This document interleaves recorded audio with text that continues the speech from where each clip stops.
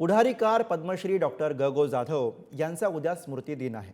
आज स्मृती दिनाच्या पूर्वसंध्येला पालकमंत्री प्रकाश आंबेडकर, वैद्यकीय शिक्षण मंत्री हसन मुश्रीफ आणि आमदार सतेज पाटील यांनी पुढारी भवन इथल्या कार्यालयामध्ये येऊन डॉक्टर ग जाधव यांच्या पुतळ्याला पुष्पहार अर्पण करत अभिवादन केलं। दरवर्षी अनेक क्षेत्रातील मान्यवर स्मृती दिनानिमित्त अभिवादन करण्यासाठी येत असतात।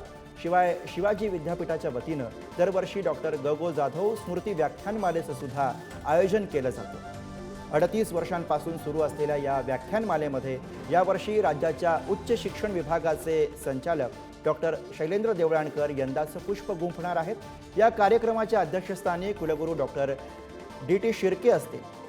कुलगुरू डॉक्टर PS पाटील यांची प्रमुख उपस्थिती असेल। पुढारीकार डॉक्टर ग जाधव यांची पत्रकारिता क्षेत्रामध्ये आपलं वेगळं स्थान त्यांनी निर्माण केलेलं होतं। आजही त्यांनी ज्या पुढारी वृत्तपत्राचा पाया रचला त्या दैनिकाकडे पश्चिम महाराष्ट्र आणि कर्नाटक सीमा भागामध्ये सर्वाधिक खपाचं तसंच आवडतं दैनिक म्हणून पाहिलं जातं।